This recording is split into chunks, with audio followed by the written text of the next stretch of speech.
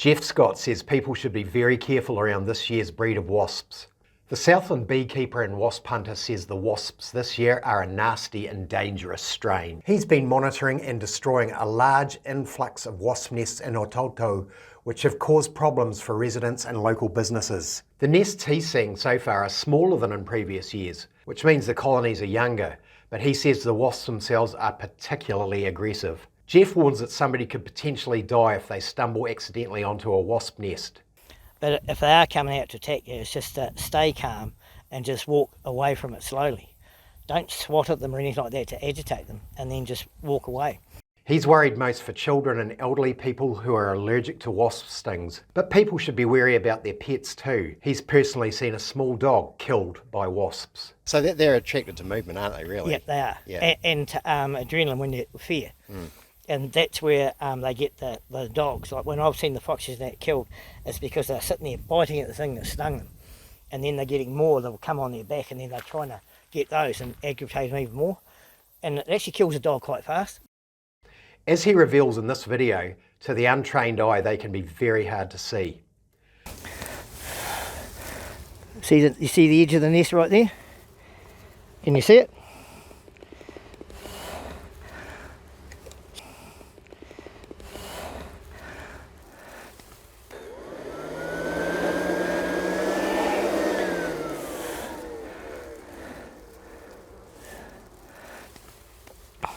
Right, so I don't know how long you get to stand because this time I'm going to actually pump this one actually inside the nest.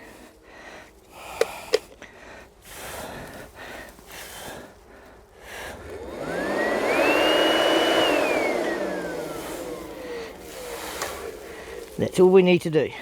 So the worst part is it's not always the council's problem, and that's part of what I want to try and educate the people.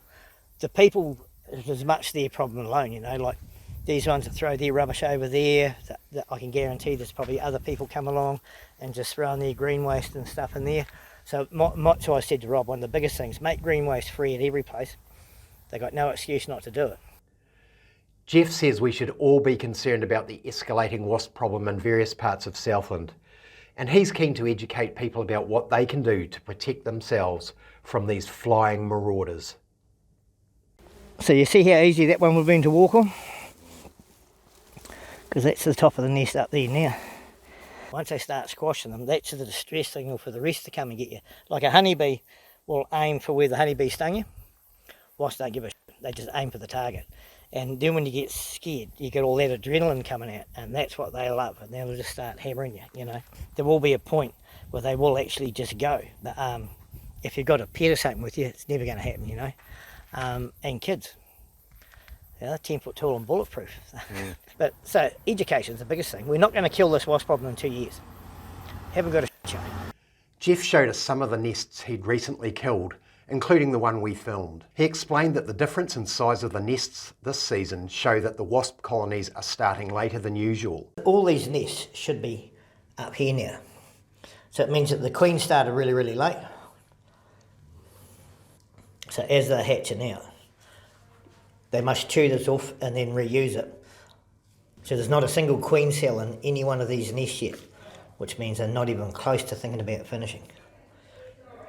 But in every one of those empty cells that's hatched out, there's eggs. Let's see if we can actually break one up and actually find them sitting off the side. I don't know if you can see it, but there goes an egg right there in front of my finger.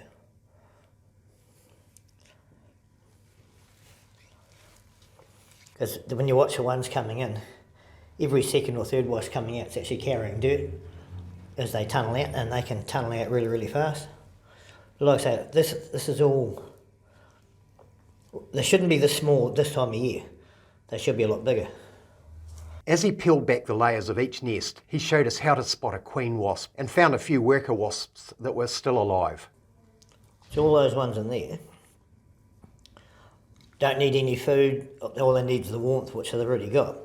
So just carry on going. So this is only a tiny nest, and so we don't want those flying around, we'll just...